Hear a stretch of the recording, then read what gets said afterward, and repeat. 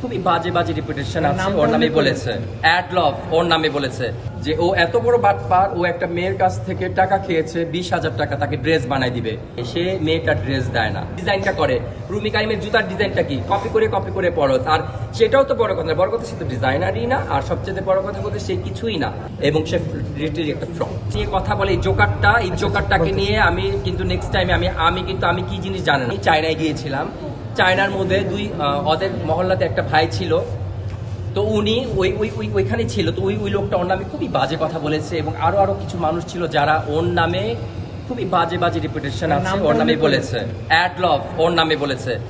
তো না, অনেক বাজে কথা, এগুলো আমি আর বলতে চাই না, কিন্তু এতটুকু আজকে আমি রাগ হয়েছে এই জন্য, এতদিন তার আমি কোনো সমালোচনা করি নাই, কিন্তু যখন সে আমার নামে সমালোচনা শুরু করেছে, তাকে বলে আমি ধারণ করি, মা থেকে পাবো, তাকে বলে আমি কপি করি, খুবই হাস্যকর।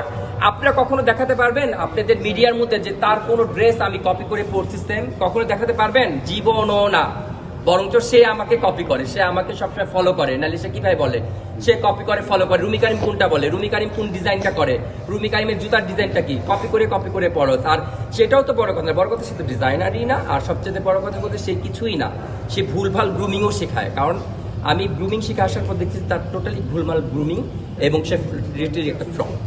সো আমি মনে করি নেক্সট টাইম এরকম হলে আমি অ্যাকশনে যাব। সত্যি কথা, নেক্সট টাইম ফার্দার আমাকে নিয়ে যদি কোনো ধরনের আমাকে নিয়ে কথা বলে, এই জোকারটাকে নিয়ে আমি কিন্তু নেক্সট টাইমে আমি কি জিনিস জানে না, আমি অনেক ভালো অনেক খারাপ, আমি নেক্সট টাইমে আমি মিডিয়া ডাকবো, আবার প্রেস ডাকবো, তারপর ওর মুখোশ আমি এমনিতে আজকে খুলে দিচ্ছি না, এই যে আমার ছাত্রীটা আসলো, তো আমার ছাত্রীটা কোথায়, আজকে তো ওর মুখোশটা খুলে দিল আমার ছাত্রী, আপনাদের প্রমাণ সহ দিয়ে দিবে।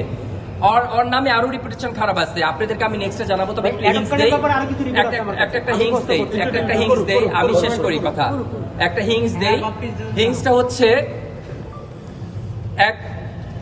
আমি সাংবাদিকের নাম বলবো না, এক সাংবাদিক আমাকে বলেছে যে ও এত বড় বাটপার, ও একটা মেয়ের কাছ থেকে টাকা খেয়েছে 20,000 টাকা, তাকে ড্রেস বানাই দিবে। মেয়েটা ওকে 12,000 টাকা দিছে, আর 8,000 টাকা মেয়েটার কাছ থেকে পাবে, সে মেয়েটা ড্রেস দেয় না।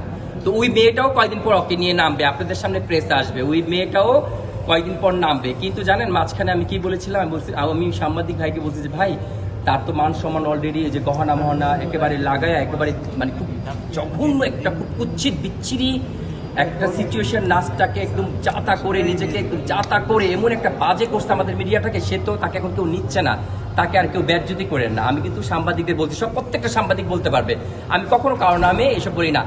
কিন্তু আজকে যখন হুট করে মোবাইল স্ক্রল করার পর দেখলাম আমার নামে বাজে কথা বলতেছে, আমি বলে তাকে কপি করি, খুবই হাস্যকর। আপনারা মিলাবেন যে কোন ড্রেসটা বা কোন জিনিসটা ওকে আমি কপি করে পড়ছি আজ পর্যন্ত, আপনারা বলবেন। দেশে দেশে সবার সাথে দ্য নিউজ।